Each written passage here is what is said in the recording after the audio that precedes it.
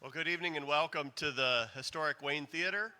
I'm Tom Benzing. I'm a member of the Board of Trustees for the Virginia Museum of Natural History, a sponsor for this science speaker series.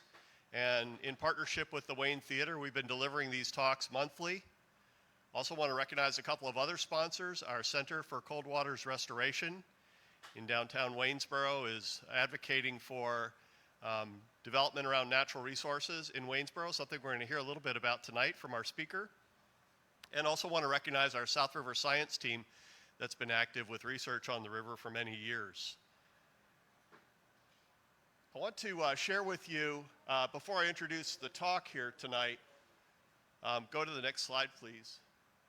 A little bit of an update about our museum campus, and some of you that are repeat visitors to these talks know that we are advocating for the development of a campus in Waynesboro of the Virginia Museum of Natural History, and this image is actually from some architectural and exhibit design work that was done. You see Main Street here in Wayne Theater in the upper corner there, and this building would be right in Constitution Park, adjacent to some of the parks we're going to hear about tonight, and to the South River.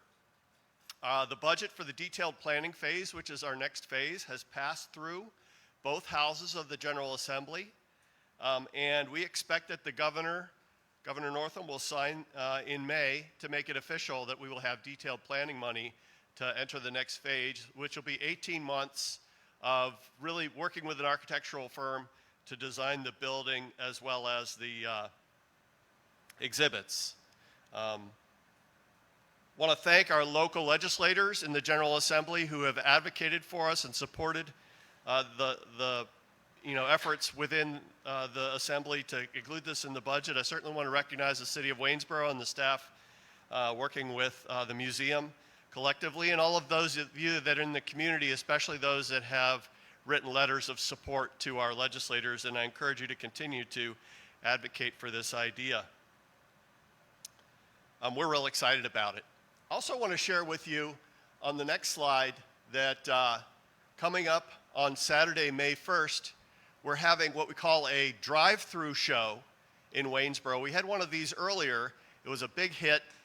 The idea is that you can reserve for your vehicle a time slot to come and see treasures from the vault. And it will be running from noon until 5 p.m. So when you go in and register, and these tickets are free. You just have to go on the website, and the website, whoops, was up there. Down here at the bottom is www.vmnh.net.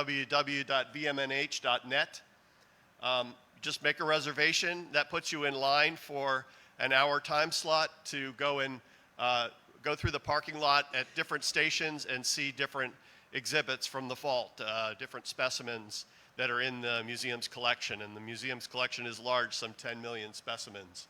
So I encourage you, if you're interested in that, to register for that. Those will probably go quickly.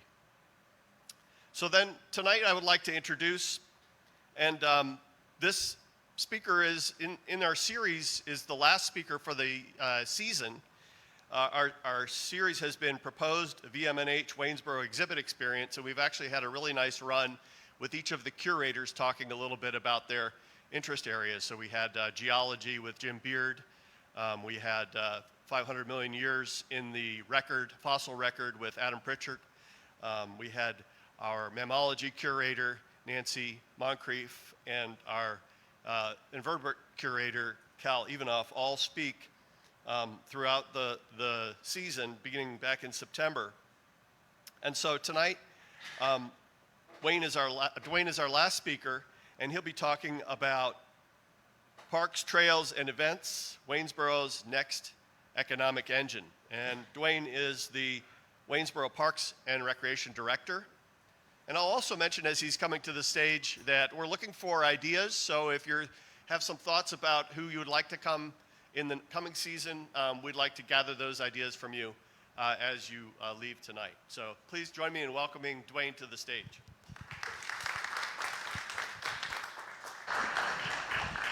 Thanks, Tom. Can you hear me okay? Yeah.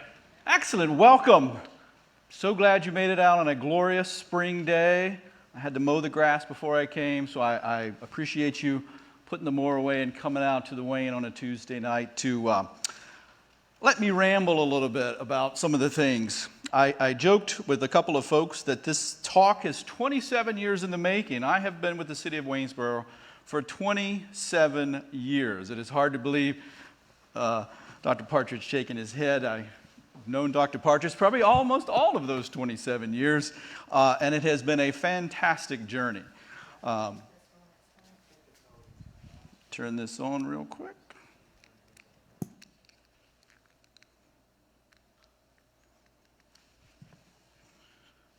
It was working. Might need a battery. I don't know. Unless we are on. Oh, I know why. Oh, no, it's in. We can do it the old-fashioned way. Didn't get turned off, did it? No, I think it's on. It's got a battery because the laser's on. This didn't get pulled out, did it? No. Let's take it out and put it back in. Look for it. Can you I actually have one in my. exit out and get back in again? Just try just exiting out and then making a big screen just one more time, just for the heck of it.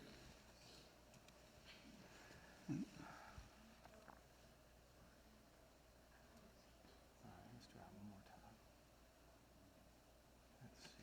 Can you get back now? Yeah, there you go. All right. There we go.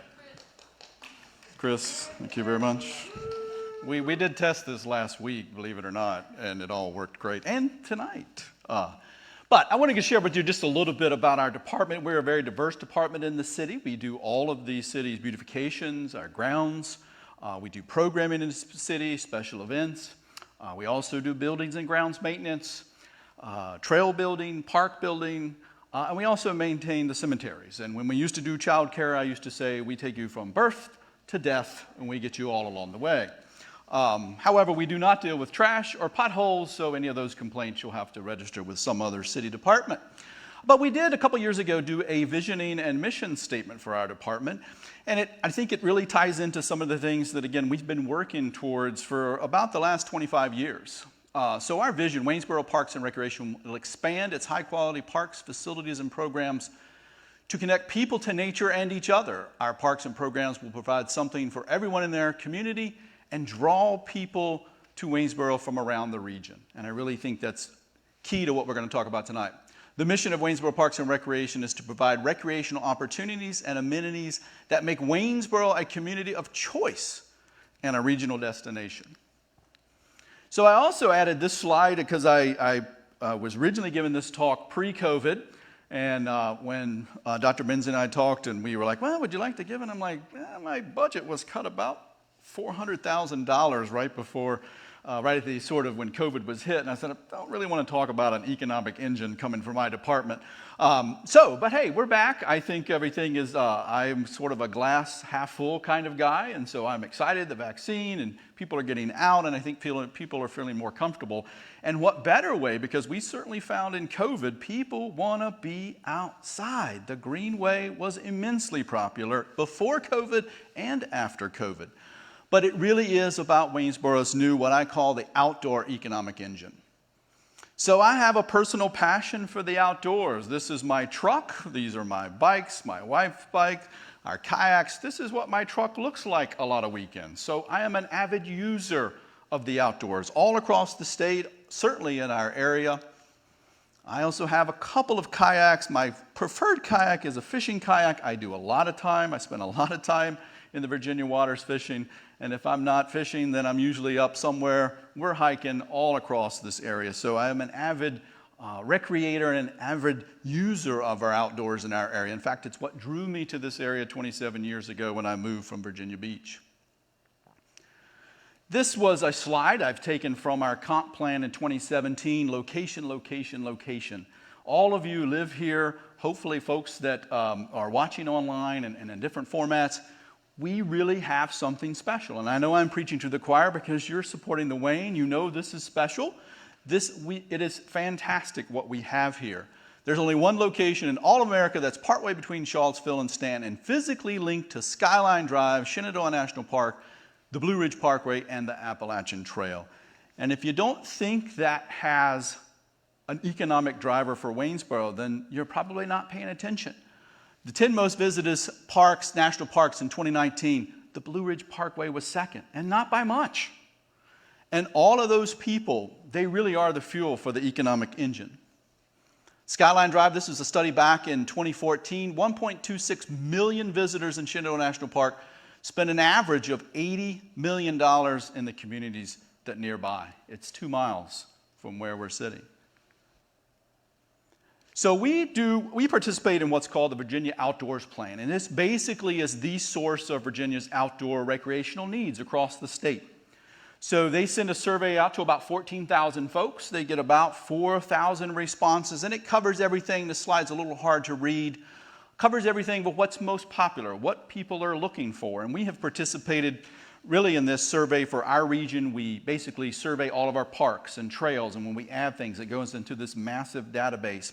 But they're also looking at trends and what are people looking for. And again, this was pre-COVID with some of these types of things. And then they break down the Virginia Outdoors Plan into various regions. And our particular region is Region 6. We're in the Central Shenandoah District. And I thought it was neat. And of course, again, I've been involved in this process with DCR and these surveys over the years. But down here, you see right here the regional featured projects. It's a little hard for you to read, but it says, complete the restoration of the Blue Ridge Crozet Tunnel to develop connector trails to both sides of the tunnel in Augusta County. A couple other ones there I highlighted, or the one I highlighted there, expand the South River Greenway in Waynesboro. We have 2 of the 8 featured projects in all of the Central Shenandoah District in the Virginia Outdoors Plan. 2 of 8 of the featured projects are right here in Waynesboro. Parks and Trails played a major role in shaping the recent plan for the city with the comp plan. Hopefully some of you participated in that comp plan study. I was on the committee representing the city, and I sort of watched the proceedings from afar with all of the public meetings, and I was sort of a fly on the wall. I thought, we've been preaching this outdoor image and this outdoor theme for Waynesboro and all the things that we do, building greenways and trails and events and getting people outside and touching and getting back to nature. But I thought, are people listening? All of this came from you folks and folks that participated in the comp study of what you wanted to see Waynesboro become. And Parks and Trails played a major role and also listed as economic priorities. Of course, the Crozet Tunnel was one of those. But also trails and greenways played a major role in shaping what makes a great community. It makes you want to live here. And again, I've highlighted there, trails are the most popular and most used recreation amenity in cities that have installed them. Trails along the river or near water features rank even higher. And of course, we have the wonderful South River Greenway. Sunset Park was another project. I'll talk a little bit about that later. That played prominently in the comp study. Also, the South River Preserve, right in the heart of downtown. Tom mentioned the connection to the museum. I'll talk a little bit more about that as well with an update of what we are doing with our piece of that puzzle. So let's talk just a little quickly about the outdoor economy. The Outdoor Industry Association is a large, massive professional organization made up with companies like Patagonia and Keen, and they follow trends and look at all of those types of things that are related to anything and everything outdoors. And just to give you a sense, they completed this study in 2017. Outdoor recreation is a powerful economic engine among our nation's largest economic sectors, representing the lifeblood of thousands of American communities and providing livelihoods for millions of American workers. $800 billion in consumer spending annually when you take all of the outdoor industry as a whole. $65 billion in federal taxes. Look at where it ranks here. Hospital care, outpatient health care, financial services, and insurance. Outdoor recreation falls right behind them. Folks are spending money to get outdoors and enjoy the outdoors. So what are we talking about? What kind of things are making up that outdoor industry? Camping, RV, tent camping, rustic lodge, fishing, recreational fly fishing. Whoa, imagine that. Hunting, motorcycling, off-roading, ATV, 4x4, snow sports, wintergreen. It's right in our back door. Trail sports, water sports, wheel sports, and wildlife viewing. We check nearly every single box on that economic driver. Off-roading, maybe there's something, maybe we can check them all. We'll come back to that one. And again, it's an outdoor recreation. It's an economy of the future. It really crosses all, most Americans embrace it across political divides, all different types of things. When you talk about the outdoor industry, most people have an association with it and want to spend money participating in it. It creates healthy economies. It also creates healthy communities. And again, that's been my mission from day one here. Fitness, getting folks outside, getting them back to nature, and how can we keep that going? So let's move that to a parks update. Again, healthy communities. This is a shot from the top of the landfill, what's going to be hopefully soon Sunset Park. So we went through a process, sort of a visioning process of what we want to look at. For those of you who are not familiar, if it's basically at the end of the hill here, it's the top, what was the old capped landfill. It's about 100 plus acres. Most of it's wooded. The capped area that you see is just sort of grass. That's where the actual trash was layered and covered. So we went through a process of looking at what we wanted to do there. From the onset, we wanted to be fairly passive because we're not putting soccer fields, we're not putting basketball courts and things like that. The view is really what we're looking for. We also have the ability to tie it in with this. This is kind of a crazy property. It's a really thin area that comes all the way down by the kombucha, Blue Ridge Bucha. We actually own across the way from there. So, and we have designed it with mountain bike trails, extensive mountain biking trails, and hiking trails, again, tying into that outdoor connection. We've taken it one step further. We've moved those plans into a preliminary engineering plan where we have parking lots. This is a restroom facility. This is also a pavilion, overlook pavilion, different paths, walking trails. Again, a very passive approach to this park design, but one that really takes advantage of the views. And again, the trails would come off of here and go back in the wooded area. So we are very far along with the plans. We're very close. Of course, this project, as many of our projects in the city, was paused during COVID. We hadn't quite gotten to the finished line, if you will, with the plans, but we are very close to doing that. Again, these drawings are very far along with that, and we hope that with any luck that we will pick those right back up with the firm. Again, we paused the project. The city didn't take the money from the project, so it is basically on hold. Obviously, we were in a budget process, and we won't go into all of that with tax rates. And again, I don't set those. We're always wanting them higher because we always want more. We always want to do more. So don't ask me about your taxes because we want them. We want to pay for those amenities because we think we provide a good service at a good value. We have made some strides when getting the park ready. So these gas wells, which are, whoops, go back. So there was gas monitoring wells to monitor the methane, and those were basically laid on top of the ground. They need to be put underground. That project was about $110,000. That all work is done, and those gas wells are contained in these large green containers. We painted it, they selected green. Once the grass grows up, they'll maintain them just so you can access them, but it really will blend in. So all of that is setting the stage for getting ready to move it to the next stage and taking it from design and engineering, hopefully to installation.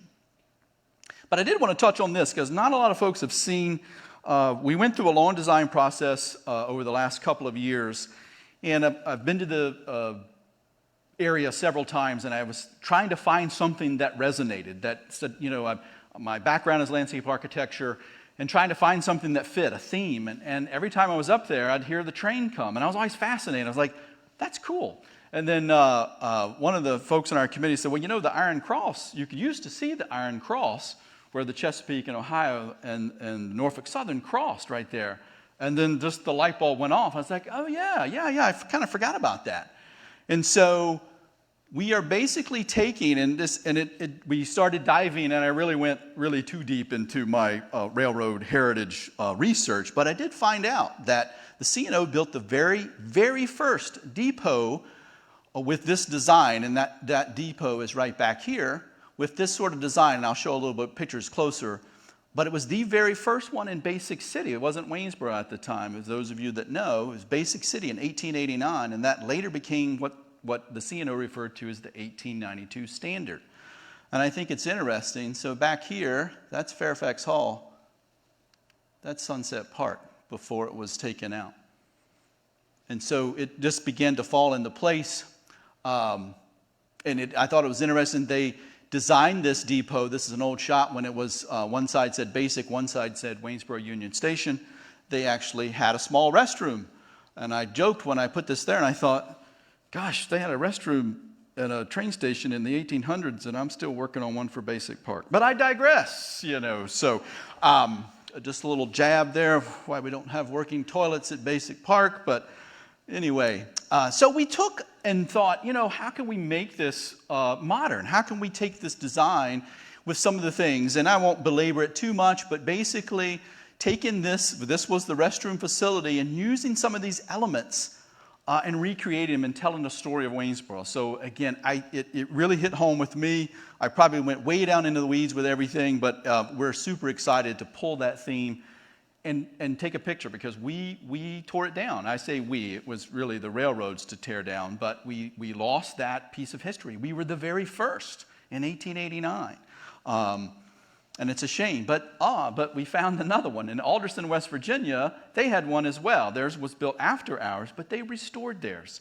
So we've traveled there, taken a ton of pictures, measurements, different things, and it's very cool. And these verge boards, I don't know what in the 1800s what railroad engineers were drinking or whatever they were doing, but I think those are cool. And the cool thing is that the Historical Society has all of these amazing drawings from these engineers, again, back from the 1800s. So we can really recreate it to the last detail, and we plan to do that at Sunset Park. And if you haven't been to Clifton Forge, I encourage you to go. This is another replica that was built in 2010. Has the similar verge boards as the replica. And again, this is modern materials. And so again, that's what we would use on the restroom structure, different lighting they have. They even went so far as, and again, it doesn't look old. I think that is chic now, if you want to call it railroad chic for our restroom design, but that is what we're calling it.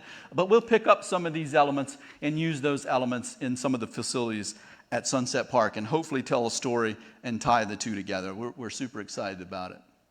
And again, just one more shot of what that looked like. It really is going to be exciting to pull that together.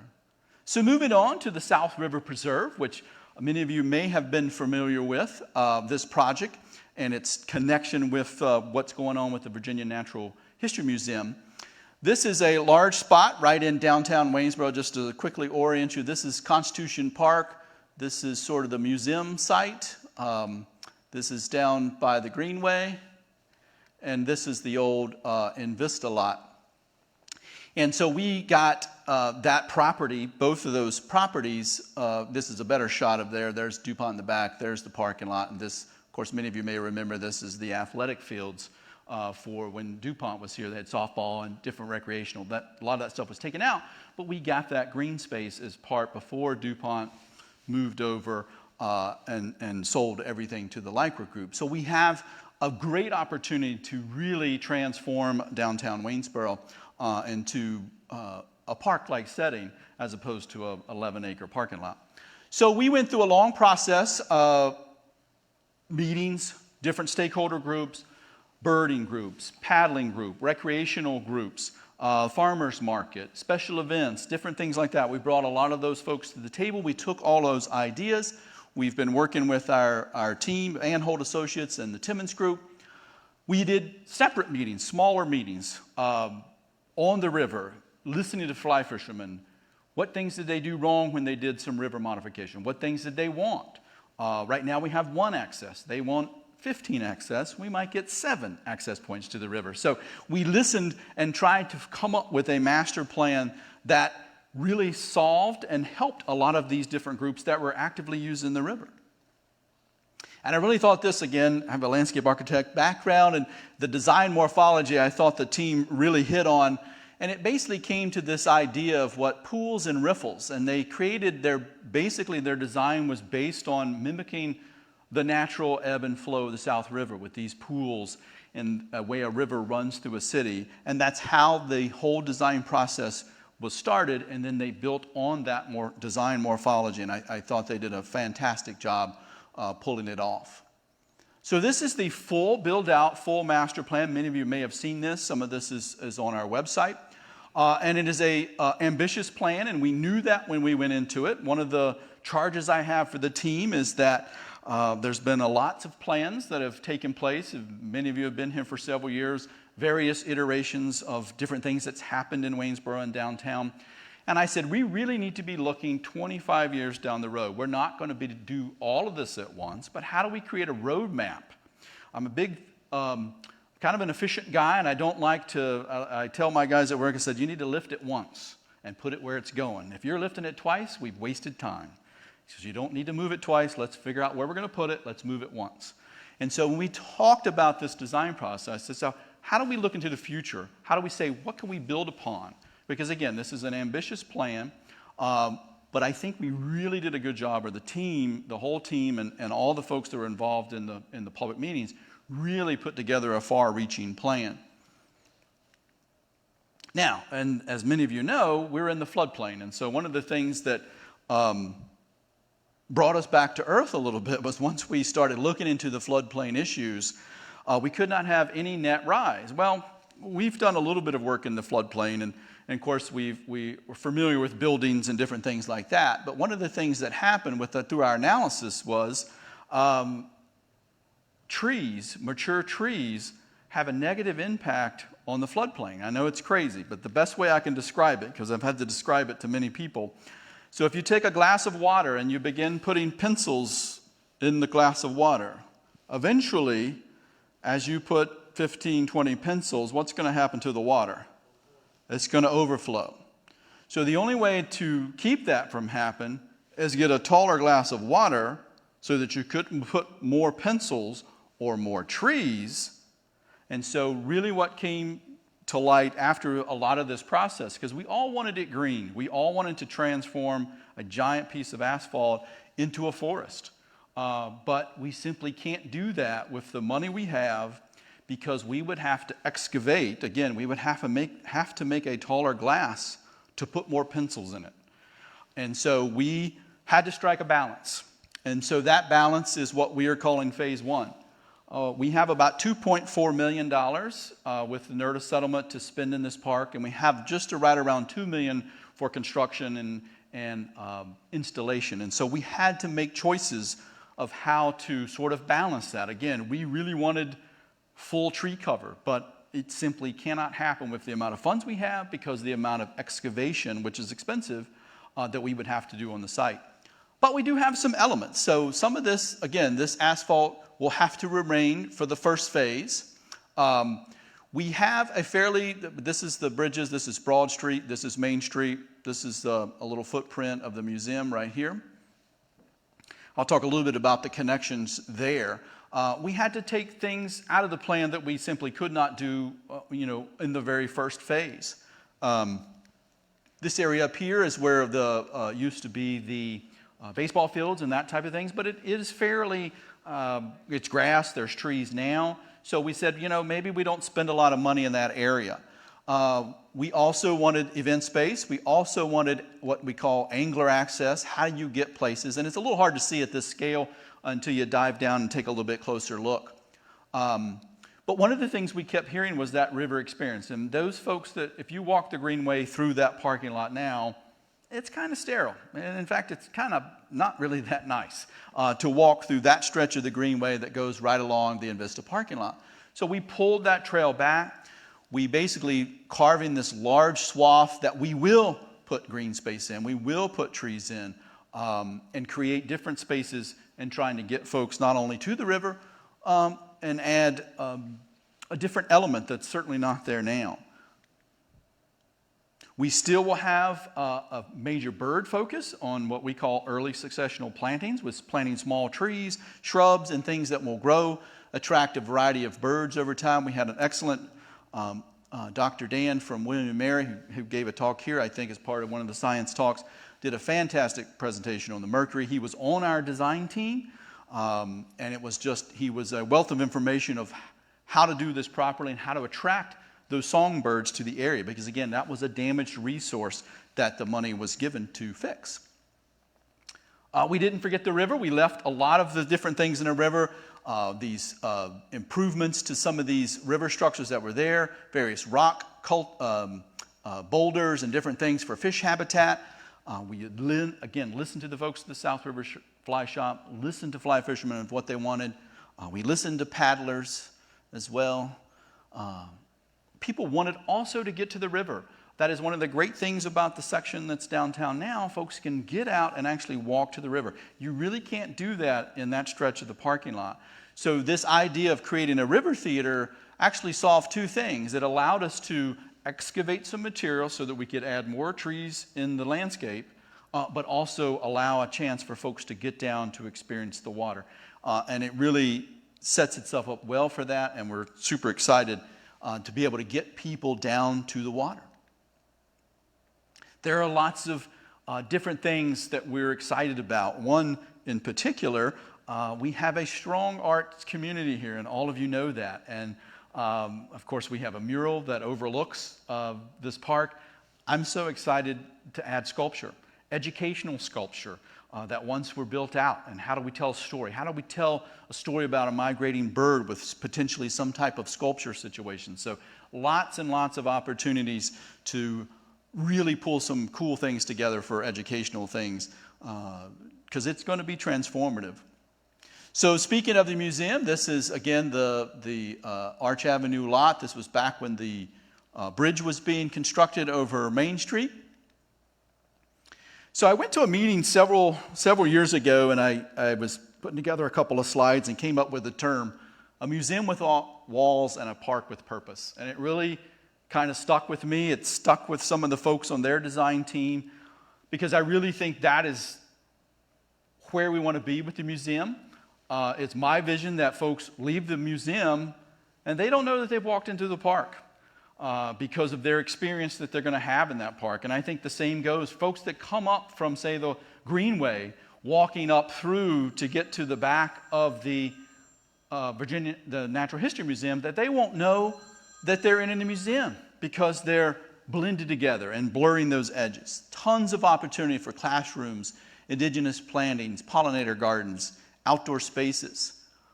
And really everything that you see in a lot of what they're putting together is really based on nature, and it's really right out their window.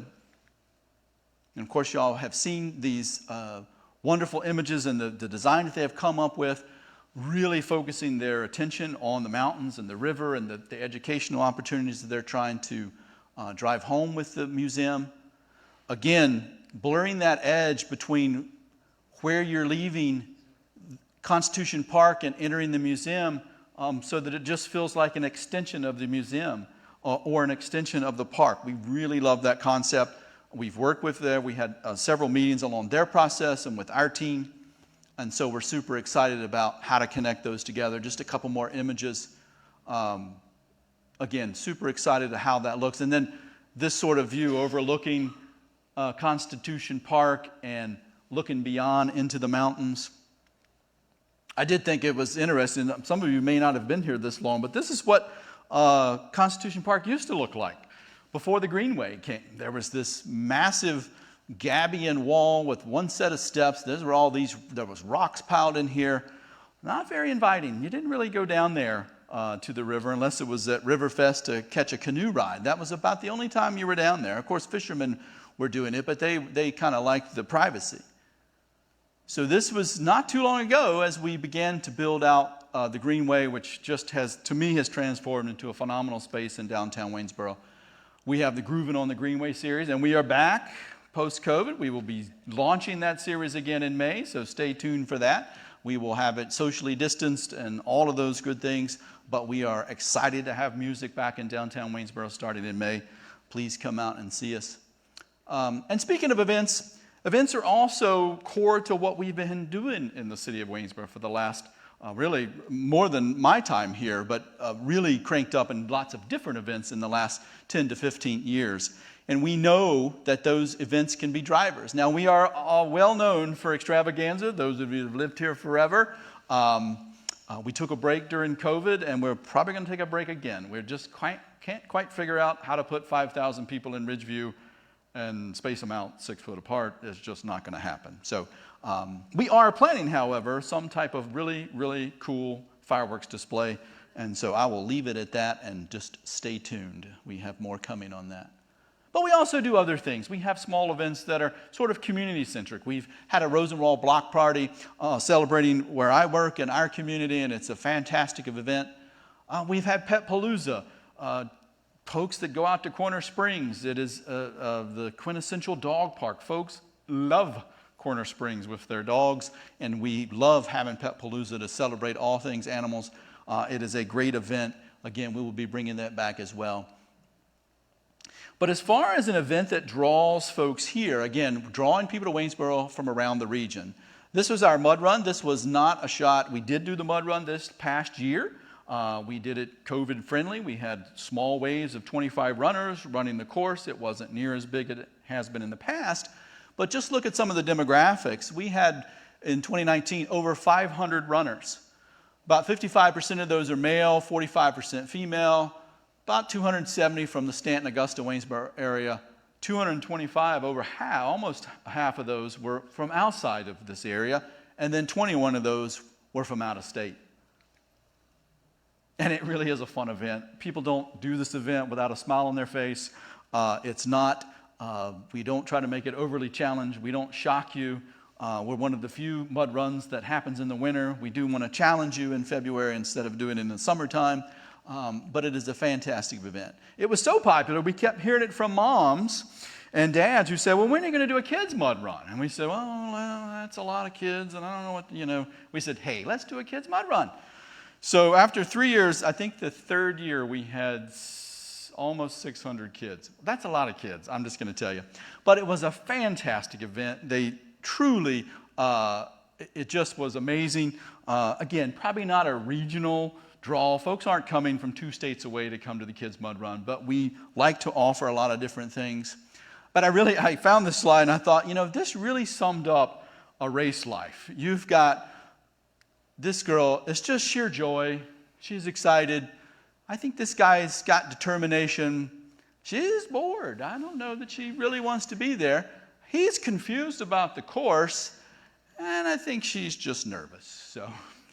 But after it took off, they were all excited, and really, he's got the look of determination, and he's got the tongue wag going on. So it is on. They are on and ready. We also do a half marathon that we've done for several years, and those folks, runners are crazy. They like to travel. They like to move around. They like to run races in different states. We had one year, a guy was running races in every state, and he flew in and from California on a red eye and came in. He had apparently a house in Maryland or something, ran our race, drove back to Maryland, flew back to California, all in the same day. Ran 13 miles, flew back to California because he wanted to. It's crazy. This one attracts about 600 runners. We up our females, or make up about 60% of our running community in some of the longer distance, 40 out-of-staters, and 350 folks from all over the state and beyond. So it really is a driver, and I like showing this picture. This obviously is pre-COVID race. This year we are having it again, but again we're doing it in waves, a little bit smaller numbers, but we are excited to be back with the Park to Park Half Marathon. We also have some fun races, and again, I like to tell my staff and folks that ask us, we're in the smile business. We want to make you smile. If you're coming to an event at Waynesboro Parks and Rec, we want you to leave with a smile on your face. So trails and greenways are also an outdoor economic driver. I want to give you a quick update on some of the greenways. The greenway, by all accounts, has been one of Waynesboro's jewels. I hear from folks all the time, love the greenway, love the greenway. I think a couple of things. One, it's on the river. Two, it's flat. It's very accessible, and folks just love the greenway, and so do we, and we cannot build it fast enough. But I wanted to give you an update. So Greenway Phase 2B, and that is basically from Shiloh over here, along the river, all the way to North Park. It's about 7/10 of a mile. It's about 83% of the city and 17% private easements, mostly flat, again, and wooded, and it does follow the river's edge. We were very fortunate. The DuPont, the Corteva Mercury remediation, this is actually Shiloh here. They did us a huge favor by, they found mercury. It just so happened that we got lucky and found mercury behind the church. And so they had to remediate this, what we call a hot spot in the mercury business. And so we said, hey, you're there digging up anyway.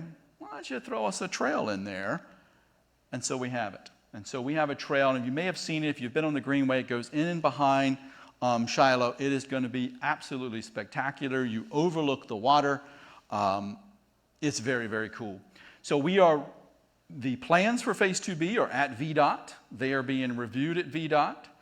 That's about a 45-day process. We hope to have it out to bid by late summer with a fall construction cycle and a spring of 21 opening. How about that? Yes, I'm going to cheer for that. Because again, we cannot build the Greenway fast enough to satisfy the appetite of folks using it. And it's going to be a spectacular section. Again, we took advantage of some of the stuff. This is sort of a rendering of some of the things that they did in North Park, because North Park was actually their final phase of their remediation project in the city. Some of the area looked like this, and this is basically geotech, and they fill it with soil and basically creating a blanket on some of their areas to sort of keep the mercury from entering the South River. They had to, once again, we said, hey, well, you're out there digging. Why don't you put a haul road in and leave some gravel for it? Why don't you make it 12 foot wide and help us out a little bit? And they did that. So we are very fortunate. They also, in part of our research, and this was something we would not have been able to accomplish because of the funds we have with Greenway and our VDOT funds were somewhat limited. We could not do what they did for us, and that they actually lowered the berm at North Park, flattened the top off, sort of made it a little wider, and then added access points, which we wanted, but we could not afford with our Greenway dollars. They were able to sort of pave the way for that. And again, we're going to be coming back in and adding amenities and benches and paving and connecting the dots to have this trail. So with any luck, since most of the heavy work is done, that this project will only be about a 5-month construction window once we get started. So again, you can go and walk this today. It's just gravel, but it is a great thing to take a look at. All the construction fence is gone now. We did manage to fight for some mature trees. So unlike some of the areas and some of the other remediation projects, we fought for some of these mature trees to keep some of that intact. Some of it had to go because they had mercury interlaced into their root system. We requested, hey, we've got a paddling community. Mr. Dave is here, and we said, hey, we want to be able to take kayaks out or put kayaks in or surf the wave that is down at North Park. And so they added this slide, sort of a concrete launch area. And those of you who don't know, we have a wonderful water trail in Waynesboro that's about 4 miles. There is our map from Ridgeview. We have to update our map because at the time we did this, we didn't have a kayak. Now we have a kayak takeout area there at North Park. Again, one of the other amenities. And it is absolutely spectacular down there now because you can actually get to the water. You could never really get to the water's edge at North Park. And they left this sort of bermed area with a little trail that connects 2 different things. And again, we were able to manage to save some nice mature sycamores with that project. And it's really a really nice, cool spot to be down fishing, just throwing rocks in the river. So moving on, the Crozet Tunnel and its connection. Haven't you been to the tunnel? Excellent. And I like showing this slide because now I can say officially there is light at the end of the tunnel. This has been I've been involved with the Crozet Tunnel since 2003. It has been an amazing project and an amazing, to me, I call it a game changer for our area, selfishly, because we actually have services on our side of the tunnel. But those of you who haven't been, there is a western trailhead now. So you can access it over in Afton from the east. That is a flat, fully ADA accessible trail to the tunnel. Or you can choose the western, which is a little larger. It is not ADA accessible, but it is a very, very nice winding path through the woods. And it is, again, it's a fabulous experience on both sides. I personally like the west. It's a little more challenging. You can't get there quite as quick. But again, it takes you through a forested area, and it is a nice experience. We were fortunate to have the governor place the final brick back in September. It was kind of a quick thing and a secretive thing, and again, it was all during COVID. He did manage to place the final brick on September 23rd of 2020, and we're super excited that we opened shortly thereafter. But over 30, the Nelson County put trail counters, just like we have on our greenway. 30,000 people visited the tunnel in November and December. 30,000. What do those 30,000 people do after that? Did they come and eat? Did they come to the Wayne? Did they do something else? Those people are our fuel for the economic engine. And then I really knew we arrived. You have to kind of follow this. So this is a local all-temp heating and cooling post about duct cleaning, okay? I saw this in you, those of you on Facebook, sometimes you see some ads popped up. So over here, this is someone's comment. Again, this is not a tunnel page. This is a duct cleaning service. Her comment is, I thought this was the Blue Ridge Tunnel at first glance. I was like, damn, all those tourists really trashed the place, and then laughing emojis. So the tunnel was really hot in November and December, and I suspect it will stay the same. We are pet friendly in the Crozet Tunnel. Those of you that don't have a dog with their own Instagram account, it is a thing. I know that seems crazy, but Stinky Onion and her pink tutu were there at the tunnel. This is our Labradoodle. She doesn't get painted. So if you have been over to East, one of the immediate problems is was too small. So when the parking lot was designed, this project has been going on so long. The parking lot was designed in 2003, and I tell folks, so in 2003, so all I have to know is Blue Mountain Brewery opened in 2007. We didn't update the plans from 2003 until they were completed in 2020. If you've ever been over to Nelson County on a Saturday afternoon and see what's happening to Blue Mountain Brewery, that's really all you need to know as to go, well, gosh, in 2003, those 12 spaces sounded like a lot. They just really weren't enough. But fortunately, as of Monday, Nelson County is expanding this parking lot down in here and doubling the size of this parking lot, adding some fencing to try to make the east side. It was a little bit of the Wild Wild West with trying to cram 30,000 people there over the course of 2 months. But that's a good thing and a bad thing. So I always told people, well, come over to the west. We've got a few more spaces over here in Waynesboro. Just a couple of pictures. Jack Looney is a great photographer over in Charlottesville. And really, the tunnel is a lot of different things to a lot of people. But no one can go there and just not be in awe as to walk through there. It really, really is spectacular. And again, I think it's its own engine for Waynesboro. Again, he just is a phenomenal photographer, and it's just a great place to visit. And we're not done. We're still working. We teamed up with Nelson County and their tourism and their Parks and Rec, and we created the coolest hike in Virginia because we need to market this thing. And it is the coolest hike. And I came up with that not only because it is cool, but it's also temperature-wise cool in the tunnel because it stays around 50 degrees. This is an Instagram campaign, and Tunnels and Toddies. This drink here, this is at Basic City at the showroom, and Bart named this drink Tunnel Blasted. So we have picked up on all of that, and we're going to be launching sort of the libations, come have a drink, go to the tunnel first, and end with a drink. Again, trying to spur on that economic engine so that you're going to stay here just a little bit longer. So it is special, the special location and opportunity. I like to say that Waynesboro, we're sort of the beacon of light. You know, all of this, this is the tunnel comes through here, connects Nelson. We've got Afton, the Appalachian Trail, Shenandoah National Park, the Blue Ridge Parkway, Augusta County. All of that is converging right at the top of the mountain. So what's next? And I use the term, if you build it, they will come. So this is Jones Hollow Reservoir. It's just 1.8 miles. Anybody ever seen Jones Hollow? You're familiar with Jones? Okay, a few of you are. So this is basically a check dam for a water control dam for floodwaters that roll in on the Rockfish River down into Waynesboro. And it is absolutely spectacular. I have been in there several times, and light bulbs were always clicking. My first light bulb was, gosh, I wonder if there's any fish in there. That was my first light bulb. And I have yet to fish it, but I thought, man, and it's just pristine. It is absolutely spectacular, and it doesn't feel like you're even in the city.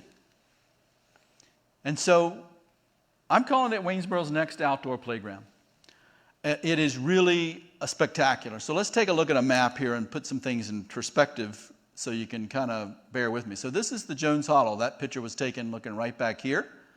So this is Sunset Park and our trails. They come all the way down into here.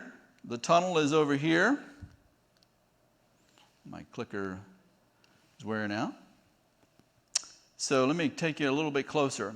So we also were fortunate this is 250 acres that DuPont gave us before they sort of left town. And that parallels Delphine. That land on the hill parallels Delphine. There's a small row of houses, a couple of houses up there. So they gave us that. This is Old Dominion Investments right sort of in the middle. There is 64. That's about 750 acres. You add those two and a couple of Royal Orchard to get to the tunnel, you're at 1,000 acres. So this is where I was talking about the property here. So this is, whoops, sorry, let me back up. So right there's DuPont. This is land as you're going up Delphine is what was given to us. Many of you may remember what was called Brusham back in the day. There was a huge development that was planned for that. If you're in Rotary, last week, Jeff Fife predicted that it would be a nudist colony. That's not what we're proposing. It was a nice April Fool's, but it was a nice tie-in. We think it can be an incredible outdoor resource. So I want to take you just on a quick journey here. I want to thank Councilman Short. There's a little bit of drone footage, just so you can get a perspective. So this is traveling. There is Sunset Park, just so you can sort of connect all the dots together. It's very hard to sort of wrap your head around, but the drone footage hopefully will help. And of course, this is East Main Street running down here. Basic City, Rockfish Gap Outfitters, Kombucha. There's the power line that's going out. Of course, this is looking panoramic view of the city. We swing the drone around. This is where we start the property on this ridge. So everything from this point all the way up to exit 96, 250 acres, is now City of Waynesboro. Now we're over here, and there is, I mean, look at that. It's just gorgeous. This also used to be a stocked native trout stream by DGIF, or Department of Wildlife Resources. There's 64. That little, if I can make it stick right there, as we spin around, so we're coming back up 250. There's the top of Afton Mountain up here. So you're spinning back around, looking up to exit 99. And I'll point it out now as you get closer, but right there is the active train tunnel. So the Crozet Tunnel is up just off its edge, so because right there is where the train crosses. Again, that's 2 miles from where we're sitting as a great resource. So what will we do there? Well, I know what I would do there. I would take the family camping. And on the first day, I think we'd go hike the Crozet Tunnel. On the second day, I think we'd go walk from this area to Basic City at Trivia Night, which we partake of quite a bit. But I would walk from there. What else might you do? This is the shot looking at it from 64. And again, this is sort of virgin territory, if you will. But maybe there's a way to tick off some other things, some other interests. So Jeeping. Anybody own a Jeep out there? Jeep people have serious issues. I'm just going to put them in a category. So this, if you can wrap your head around it, so you're going to plop down. It's the only vehicle, it's the only thing I can think of that someone would drop $50,000 on a brand new vehicle and immediately take the tires off. New tires, new rims, and say, oh, I got to get something new. This is real. I'm not making this stuff up. This is a this one is for sale, and again, $80,000 because they've added bigger tires, they've added a winch, they've added some things in the back, they added a light bar. It's crazy. This one I really like. So this is a little Virginia Jeep Wrangler Club. My Jeep just hit 99,000 miles, and I want to throw a birthday celebration for my car at 100,000. Does anybody know a good baker that can make a Jeep cake? He wasn't kidding. He's for serious. He wanted a Jeep cake to celebrate his car's 100,000th mile. This one I like. It's the Bankrupticon, because there is no end to what people will do to put money in their Jeeps. I found this today. I was on a page and I was like, is that cactus? So I'm assuming this person lives in Arizona. I did not have time to figure it out. But because you can take your top down in the Jeep, you can grow plants in your dash. I mean, why not? Jeeps are that cool. Now, I have to reveal that this is actually my wife's Jeep. Chillaxin is what she named it. It was a voting contest amongst the family. I wanted something else. Everybody voted for Chillaxin. She liked Chillaxin. So I do get it, honestly. I do have a Jeep thing. I get to clean it. I get to put gas in it occasionally. And then, all my kids are grown and we start taking it. But Jeep people, we find places to take pictures of our cars. It's like our next kid. It's like, we don't have grandkids yet, so the Jeep sort of fills that 50 to 55 market, It's like, oh, I think I'll go find a field with some hay bales. I'll take the top down. I'll take a picture of it. It's kind of a thing. And if you don't believe me, Super Bowl ad, 2020, or the Super Bowl, it was the largest grossing ad when Jeep launched the Gladiator, the truck version. It was the most popular ad in the Super Bowl that year, and Bill Murray's first ever commercial. If that's not an endorsement, I don't know what is. And the Jeep is a community. That's the other thing about Jeeps. They are a community. You may have heard about this story, but this was Jeeps for Georgie over in West Virginia. It was a four-year-old boy that had cancer. 8,500 Jeeps showed up for a Jeep parade at Christmas because he wanted to have a Jeep parade. He has a little boy with cancer. 8,500. There was a 17-mile backup in West Virginia with Jeeps from all over the country that came out, again, in the heart of COVID. Again, it was safe because you were in your own car, but it is a community. So who are these folks? Women really have made up a huge demographic of this number. 30% of the new Jeeps are bought by women, and that number has quadrupled in the last 5 years. And I say that with purpose because we all know that the women in our family are the planners, and the planning the vacation and planning where are we going next and what are we doing this weekend. And they are picking the Jeeps. Now, they may go to the grocery store in them, but occasionally they may go off-road. And 94% of those Jeeps are homeowners. And they're coming here now. This is a Nova Jeep Club I'm a member of, having some fun at Bald Mountain because there is a Jeep trail up there. And again, Waynesboro is just off this ridge. So they are here. Anybody remember Camp Jeep in Nelson County? Early 2000s. They had it in, it was actually a thing. It was sponsored by Jeep Chrysler. But they had to bring in their dirt. What I'm talking about with our outdoor trails, we have them ready to go. We don't own all 1,000 acres, but we have 250 acres. We don't have to bring in dirt to the old Oak Ridge Estate or where they have, this is where they have lock-in now. And again, this was 2007. Here's some numbers. This is from Nelson County. Got this right from Nelson County Tourism. So the last year of Camp Jeep was 2007. They had 2,850 vehicles, 12,500 people registered, over 1,000 suppliers and vendors, 700 staff and crew, total of attendance just over 14,000.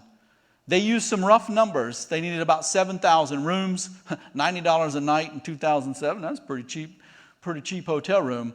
$2.5 million impact. The retail sales based on Virginia tourism is $50 a person, another $2.8 million. These visitors enjoyed our restaurants, shops, recreational amenities, and entertainment outlets. Blue Mountain Brewery opened in 2007. There was not the influx of the wineries. Imagine if we have something like that today. what these places would do. And again, that money was spread all around the area. A lot of those folks were staying here. A lot of those folks were staying in Charlottesville. But imagine that today, 2007 numbers, to what we could offer for folks coming. There's even a Facebook page that says, bring back the real Camp Jeep, which I thought was clever. We have a following here. This was just recently, a couple of Friday nights ago at Bottles, out near Zeus. They had a little hill climb in the back, and it was great. Jeeps came, got dirty, threw some mud around. It was fabulous. So Waynesboro does check all the boxes. We do have off-roading. We've got it all. There's nothing we're missing. And all of that in less than 2 miles from where we're sitting right here. I couldn't do this alone. I have a fantastic staff who supports a lot of my crazy ideas. They make me look good at all they do. I have a lot of smiling faces. They keep downtown looking good. Again, they buy in. They work weekend events. They most of the time have a smile on their face. And of course, Bernard, my man, always has a smile on his face. Really gets into his work. Again, I thank you. I will certainly take questions. I hope I didn't go just a little bit over my hour. Thank you, Dwayne. And yeah, let's take some questions. We do have some microphones if you don't mind waiting for a microphone. We have our online audience as well that's watching us live stream. Is there a trail into the reservoir in Jones Hollow? Can you get up there? You cannot get up there legally. It's kind of a weird thing. It's a very complex set of, there's like 9 locks on the gate. So the city owns the water. Headwater Soil owns the dam because that is a check dam that they manage for us. And it's privately held called Dominion Properties, and they're based in Atlanta. So it's kind of this conglomerate. There is a caretaker that overlooks and sort of keeps track of it, but there is not a formalized trail. It is private property, so I don't encourage to go there. Again, it is private property. We go to check the dam and those types of things, but it is an opportunity because I see it as a connection. Again, that type of view and that type of amenity that is 2 miles from where we're sitting. Again, I imagine hiking the tunnel and then walking past Rockfish Gap, grabbing a headlamp, grabbing a bucha, and having dinner at Basic City, or walking down to the Wayne for a program. I mean, that is literally 2 miles from here. I can't find a place. I travel a lot. We stay places. I can't think of other things that are quite that unique. Roanoke's great, but they don't have that 2 miles from downtown Roanoke.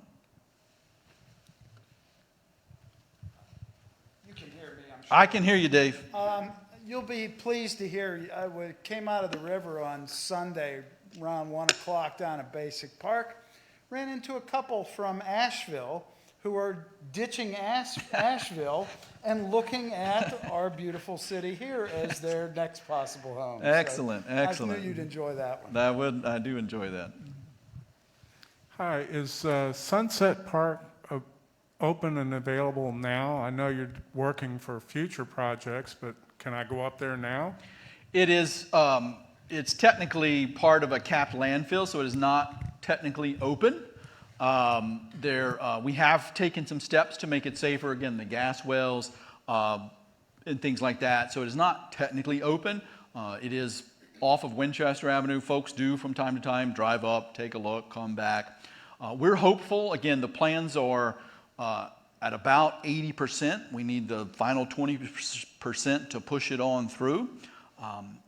Something else that I think is going to be a sort of a byproduct of COVID, and that I am fully confident that there will be more grant money flowing down from the states and from federal that will go to things like Sunset because of the need to spread out and the need to build more park spaces and the need to build more trails.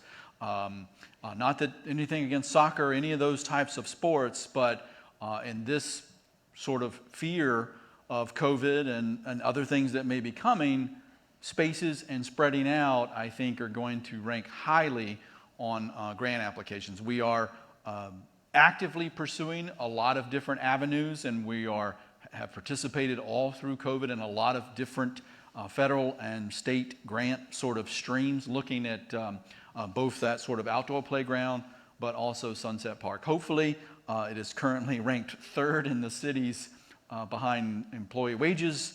The West End Fire Station and Sunset Park was categorized as council as some of their top priorities. We're third. We're fighting for second place, but we'll see if that happens in the future. I do know that it's kind of like the tunnel. It's such a good idea and such a fabulous spot that it really is a natural fit to put a park there.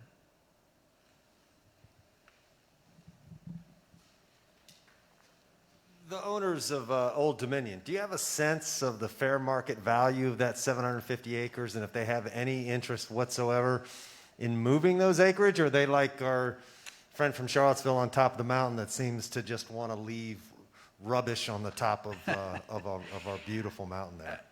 You know, I really don't know. We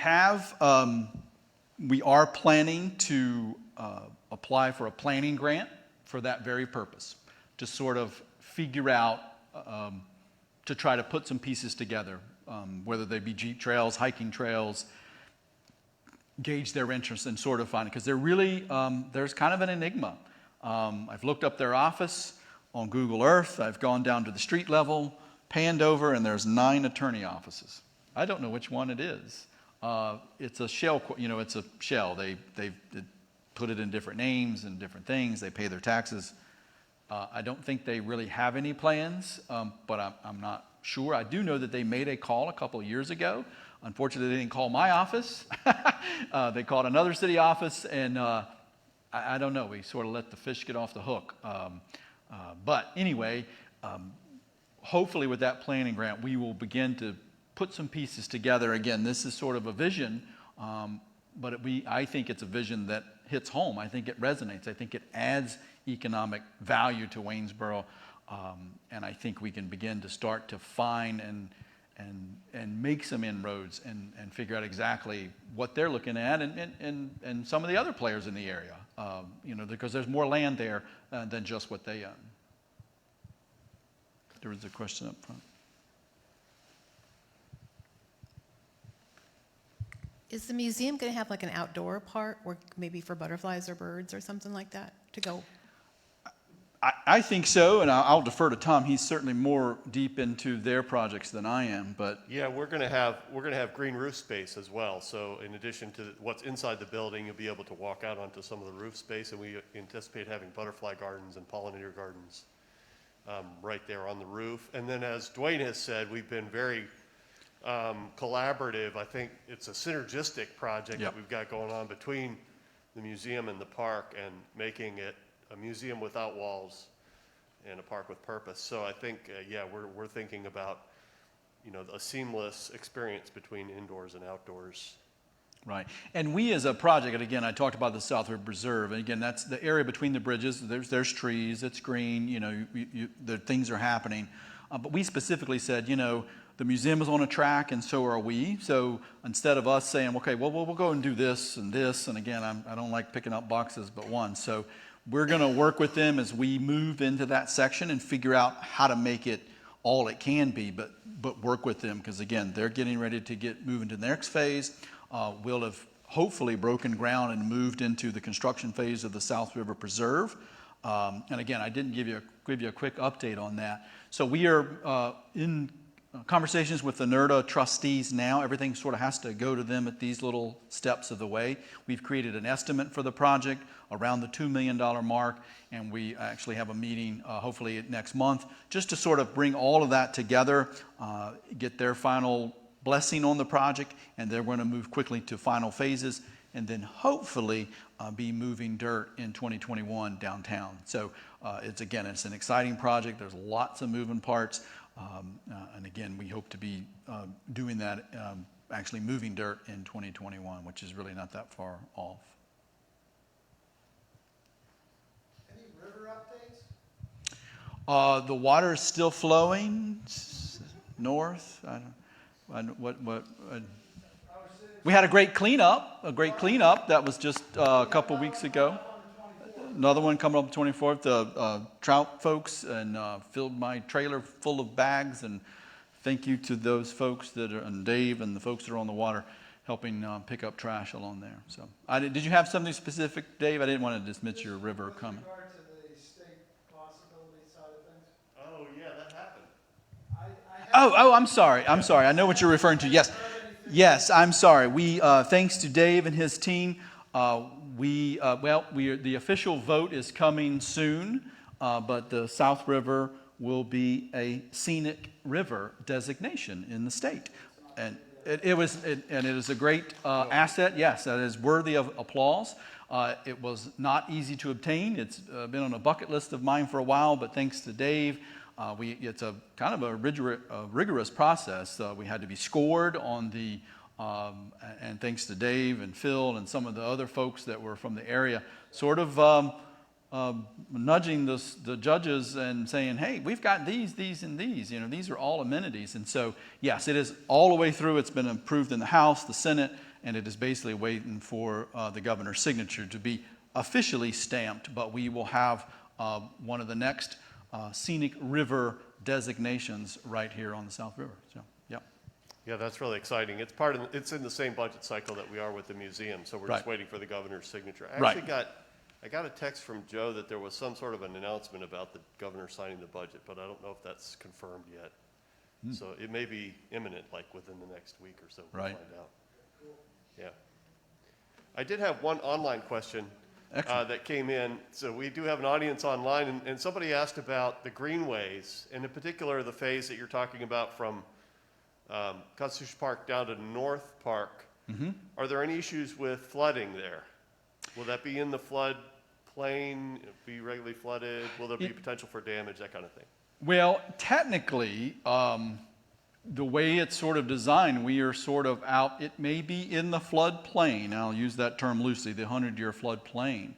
But where that is in relation to the railroad trestle, which sort of serves as sort of this damming effect of water backing up into downtown Waynesboro, I have never seen water in a variety of areas. Now, in 85, North Park was under about 12 feet of water. But where that path is sort of at the top of that berm. So in theory, one would think that because the water actually sort of comes in behind that berm and just can't escape from where the bridge sort of backs it up, and it just sort of pools in North Park. So yes, it's in the floodplain. We don't anticipate much damage. Especially in that section, there may be tree damage. But much like we have in downtown, the bridges, even at high water events, the greenway below Main Street gets covered in mud. We simply go, we brush it off, we're back in business. So it's designed in a way, especially in those areas, so that it can withstand faster moving water. I don't think we're going to have that need for that in the 2B section. I also I want to add another section. I did not put it in the slides because I was up to 150.